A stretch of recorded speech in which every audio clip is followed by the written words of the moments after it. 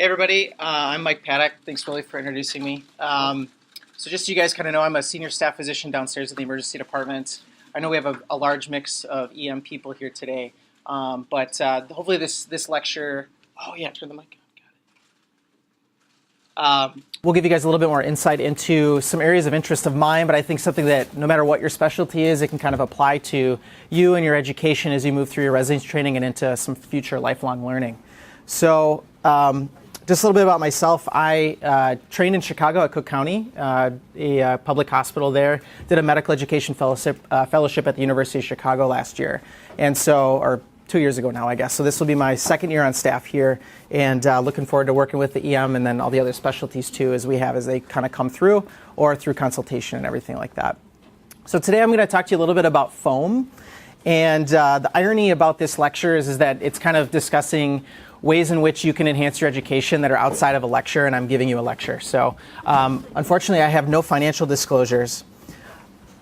So how many people have heard of FOAMed or FOAM? Do you guys know what that acronym stands for? Anybody? Raise a hands.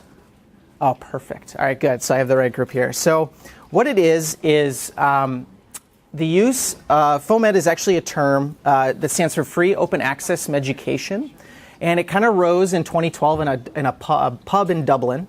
And the idea behind it was to create a collection of resources, gather a group of people, and kind of have a philosophy on medical education moving forward in the 21st century. How do we create a system that is in place that's easy to access and provide a bunch of easy to access resources online that people can use in their education and in their clinical care.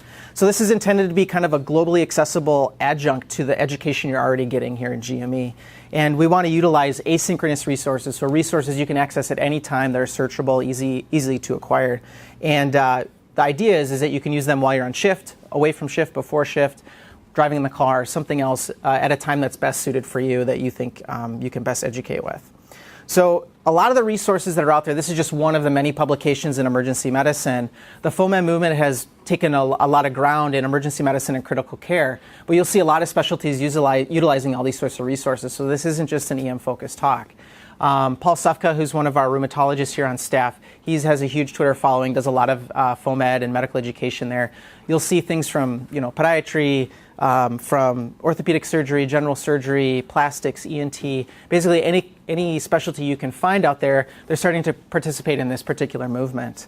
And so kind of an additional idea behind the FOAM movement is it isn't specific to specialty or nationality. It's a way to focus and have a discussion kind of in a digital format, inter-specialty, and be able to provide these resources. Wouldn't it be great if, hey, I really want to know how to manage this complex, facial injury. Wouldn't it be great if there were some resources available that ENT had already prepared and were open in access to you?